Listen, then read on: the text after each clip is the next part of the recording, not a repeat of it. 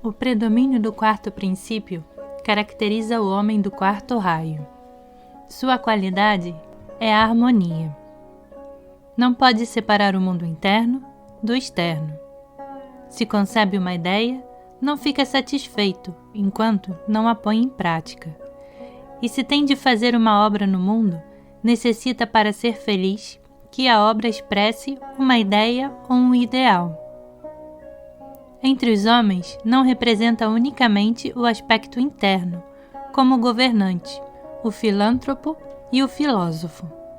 Nem tão só o aspecto externo, como o cientista, o devoto e o artista, senão que manifesta o princípio de Maya, ilusão, já descrito como expressão especial de Shiva, que harmoniza Vishnu e Brahma. No mundo terrestre, não cabe maior realidade do que esta harmonia. E contudo, e ilusão, porque não é a verdadeira vida de Shiva, a verdadeira Ananda ou bem-aventurança. A atividade do homem do quarto raio não é a de Prakriti, ou material, nem a de Purusha, ou espiritual, nem a de Sati, ou existência, nem a de Chit, ou consciência, senão a do que Sri Krishna chamou minha outra Prakriti, minha outra manifestação, a da Viprakriti, que não é meramente Maya, senão Yoga Maya.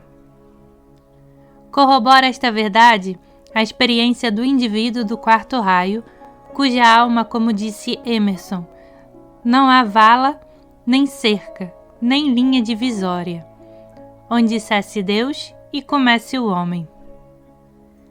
Nas primeiras etapas do seu desenvolvimento, o homem deste raio denotará vigorosas disposições de ânimo, que às vezes o inclinarão aos 3 tipos de confiança própria, os 3 primeiros raios, e outras vezes aos 3 tipos de devoção, os 3 últimos raios, mas nunca se apartará de sua equiponderada posição em que manifesta simultaneamente os 2 aspectos da natureza humana.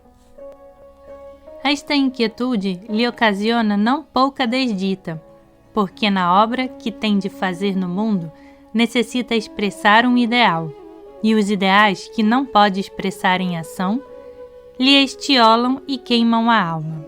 Sua consciência está conturbada até que chega ao ditoso estado de vida, em que o aspecto interno e o externo atuam em constante harmonia, e as leis capitais do progresso externo e do interno, o karma e o dharma, se transfundiram numa só. Quando assim se transfundem ambas essas leis, o homem do quarto raio alcança o ponto mais próximo da verdadeira felicidade que se pode desfrutar neste mundo, porque é plena e constante a interpretação do interno pelo externo e do externo pelo interno, e às vezes se manifesta fulgidamente o espírito de profecia. A vida e a religião dos antigos egípcios denotam muito assinaladamente a influência deste raio. As coisas daquele país eram representações da vida, e as representações da vida eram muito materialmente objetivas. Assim ocorre, por exemplo, com a arquitetura egípcia de linhas mesquinhas e colunas redondas e abundantes, e cujo traço se ajustava constantemente às formas vegetais e animais, sem que lhe servissem de ornamentação. Por outro lado, a escultura, pintura e desenho de figuras humanas e outros seres viventes no Egito foi uma forma matemática e hierática como em nenhuma outra parte. E tudo isso não era mais que a apropriada roupagem da magia interna, verdadeira vida do Antigo Egito. A arte egípcia era cheia de arroubadora beleza, mas simbólica e só acessível aos iniciados. E atrás do símbolo, os egípcios descobriram a entranhada realidade e necessitavam representar em forma material as verdades psíquicas. Qualquer um pode notar a influência que as formas e as cores exercem na mente e no ânimo. Se entramos num aposento ornamentado de floreados desenhos, sua vista nos influirá a natureza emocional. Mas se o decorado é de desenhos geométricos, receberemos uma impressão mental. A influência é direta e nela muito intervém o simbolismo. Porém, como o pensamento se fixa nas formas e entre os pensamentos os semelhantes se atraem, resulta que muitos símbolos envolvem grande quantidade de energia mental, cuja influência são capazes de sentir os indivíduos do quarto raio. Do reconhecimento destas verdades, derivaram muitas variedades de arte mágica, e o mago branco pertence ao quarto raio. Notamos a influência deste raio em grande número de atividades humanas. Quem tenha vigorosamente desenvolvida sua qualidade peculiar poderá ser eminente ator, pois ao assumir a atitude externa, correspondente a uma emoção, suscitá-la-á em seu ânimo. Por exemplo, se quer sentir piedade ou devoção, tomará a atitude e o traje de religioso, e a emoção pia e devota brotará em resposta. Por toda parte vemos pessoas desse tipo, que fingem ser o que anelam ser, e contudo, não há nisso simulação nem hipocrisia, nem desejo de que os demais as tomem pelo que aparentam, senão simplesmente a pressuposição do que com o tempo será uma realidade. O grácil e donairoso aspecto da cultura e expressão da beleza física, como se observa, por exemplo, nas espanholas, é também peculiar ao quarto raio, porque manifesta a liberdade espiritual no corpo físico.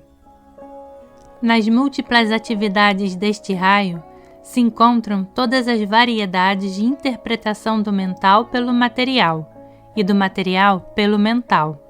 O mago, o ator e o artista simbólico pertencem ao quarto raio. Na Índia, onde tudo se encontra em tal abundância que parece ser um compêndio da raça humana, a influência do quarto raio se manifesta vigorosamente na arte e em algumas formas culturais. Se um ocidental tem a fortuna, o que é muito raro, de se simpatizar com uma família hindu e ganhar sua verdadeira amizade e confiança, até o ponto de que em sua presença ambos se mostrarem tal qual são, sem dissímulos nem modificações, quizá lhe permitam ver o interior do sacrário que existe em todo lar indiano. Achará imagens ou pinturas das formas da divindade, e às vezes de santos, muito longe da beleza exigida pelos cânones artísticos. Mas o ocidental observará que, quando os seus amigos hindus se aproximam daquelas representações, as reverenciam profundamente e se arroubam ante sua beleza. Ali está a beleza, mas não na imagem nem na pintura, senão na mente de quem as contempla como se fossem a vívida realidade. Algo parecido sucede na linguagem. A palavra beleza não é bela em si, mas ao pronunciá-la aparecem na mente as visões da beleza conhecida. Certo é que a linguagem pode ser bela independente do seu significado, mas este aspecto corresponde ao sétimo raio. Enquanto que o uso da linguagem como expressão de ideias pertence assinaladamente ao quarto raio. No geral, o homem do quarto raio tem vocabulário muito nutrido. Vimos que no primeiro e sétimo raios predomina a vontade, no segundo e sexto o amor, e no terceiro e o quinto, pensamento. Mas como o homem do quarto raio não seguiu nenhuma dessas três sendas, tem usualmente entremesclados com mais ou menos iguais proporções os três atributos da consciência, embora nenhum tão perfeito como se houvesse especializado em qualquer deles. Este equilíbrio dá à mente a faculdade chamada imaginação, na qual se misturam a vontade, o amor e o pensamento.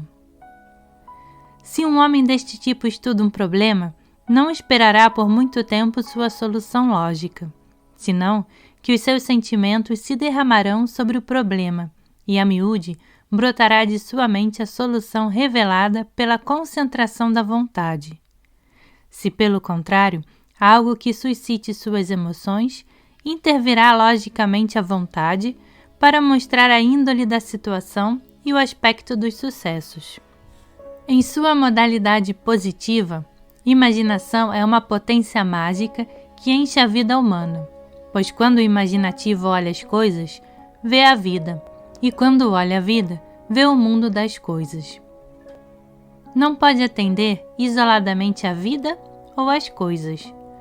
Quando a imaginação chega ao seu ponto culminante, o homem é um verdadeiro mago que enlaça o visível com o invisível, e o invisível resulta de meios visíveis. Os literatos pertencentes a este raio mostram fertilíssima imaginação ao expressar suas ideias, e o seu pasmoso poder de analogia põe a seu serviço imagens trazidas dos confins da terra. Os vivos relâmpagos de fantasia, como os de Shakespeare e Kalidasa, brotam da imaginação. A virtude desta faculdade pode ser muito viva, e a miúde a observamos com singular pureza na vida infantil.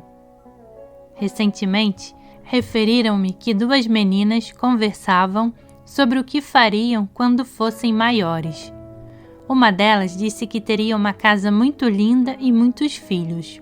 A outra, que sem dúvida havia sido educada num ambiente muito pouco idealista, replicou: "Pois eu serei professora, teus filhos virão à minha escola e eu os surrarei à ponta de chicote." Mas a interlocutora rompeu em prantos e, com a voz entrecortada de soluços, respondeu: "Que horror! Que te fizeram meus filhos para assim os maltratares?"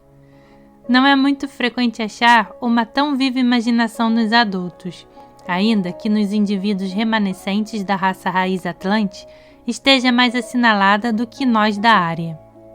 Conheci um médico chinês que me dizia que seu maior prazer nas horas vagas era estender-se em sua poltrona e imaginar que estava no céu.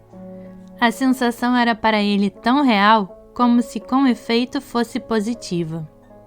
No Ocidente, os irlandeses nos dão uma genuína manifestação das qualidades mentais do quarto raio. A miúde as misturam de sorte que provocam a perplexidade ou o riso de quem os observa, segundo a ocasião seja séria ou frívola. Quando menos se espera, discorrem logicamente e com a mesma rapidez vão dar razão à fantasia. Em geral, é característica do quarto raio que suas atividades comecem de uma maneira e propendam a terminar de outra. Se começam com gozo, costumam acabar em melancolia. E se o princípio é sério, o fim pode ser jocoso. Tal é a origem de muitos contos irlandeses. Refere-se que um cavalheiro, indo um dia de passeio, encontrou um irlandês amigo à beira do caminho, que estava escavando um buraco. O cavalheiro lhe fez as fúteis perguntas que se costumam fazer em tais casos, e lhe disse: "Olá, Miguel, que fazes? Estás cavando um buraco?" Ele lhe respondeu: "Não, escavo a terra e deixo o buraco." De natureza inversa é outro caso, em que ao encontrar um irlandês que trabalhara em uma edificação, lhe perguntaram se estava acostumado a subir escadas, e ele lhes respondeu: "Não, senhores, nunca subi por uma escada, menos uma vez quando caí num poço."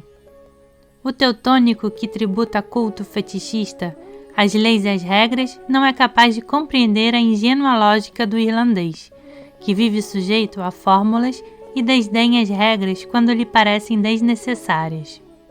Quisera ilustrar este raio com referência ao reino animal, embora deva advertir que, no exemplo que vou citar, manifesta-se o raio em muito primitiva modalidade, que muito rara vez manifesta o homem.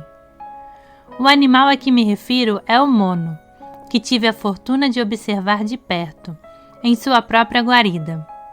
Pode-se vê-lo empreender muito formalmente uma coisa e ao cabo de pouco tempo saltar para outra. Quando quietos, estão melancolicamente pensativos e, em atividade, mostram-se brincalhões, com o capricho que denotam entre ambos os estados. Regozijam-se quando não estão sumidos no desespero ou acuados por algum grave empenho. Fingem e imitam as ações do homem, e nada deixam completamente acabado de tudo que empreende o seu veleidoso e volúvel caráter. Não posso resistir à transcrição dos seguintes versos de The Road Long of the Barder Log de Kipling, que observou genialmente o temperamento dos símios.